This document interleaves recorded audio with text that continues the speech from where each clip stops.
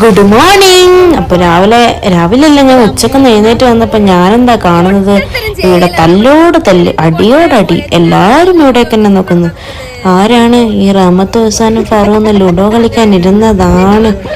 എന്റെ പൊന്നെ, തല്ല് എന്നൊക്കെ പറഞ്ഞ എന്താ തല്ല്? ഫറൂഖിന് ജയിക്കണം, അതാണ് ഇവിടെ മെയിന്. വേറെ ആരോ കുത്താൻ പറ്റില്ല, അവളെ കുത്തി അവളുടെ വടയക്ഷിയാകും. കാണുന്നില്ലേ, മുടി പാർന്നത് അത് അവളുടെ മുടിയാണ് പാർന്നത്. അങ്ങനെ ഞാനെന്നിട്ട് അതിൻ്റെ ഇടക്ക് പോയിട്ട് ഞാൻ ബ്രഷും പേസ്റ്റൊക്കെ എടുത്തിട്ട് പോയിട്ട് ഞാൻ പല്ലൊക്കെ തേച്ചിട്ട് വന്ന്. അവരുടെ അടി കാണാൻ വെക്കണ്ടല്ലോ. ടിക്കറ്റൊക്കെ ബുക്ക് ചെയ്ത് ലാസ്റ്റ് ചാർട്ട് പ്രിപ്പയർ ആയപ്പോൾ ഇതാ കിടക്കണേ RAC. അങ്ങനെ ഒരു ഭാഗത്ത് 2 ആൾ വെച്ച് പോയി കിടന്നു പോകേണ്ട അവസ്ഥയായി.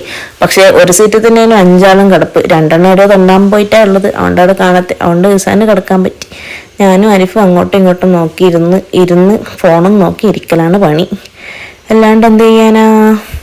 അങ്ങനെ ഇന്നത്തെ പരിപാടി വേറെ ഒന്നുമില്ല, വെറുതെ പുറത്തൊക്കെ നോക്കിയിരുന്ന് അങ്ങനെ ചിലവഴിച്ച് ആ ദിവസം.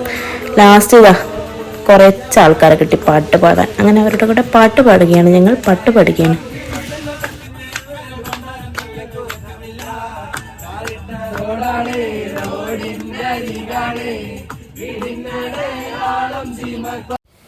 പാട്ടൊന്ന് തീരേണ്ട താമസം ഞങ്ങൾ നിസാമുദ്ദീനിലേക്ക് എത്തി. നിസാമുദ്ദീനിൽ നിന്ന് പിന്നെ ക്യാബിൻ വിളിച്ച് ഞങ്ങൾ ഡൽഹി റെയിൽവേ സ്റ്റേഷനിലേക്ക് എത്തി.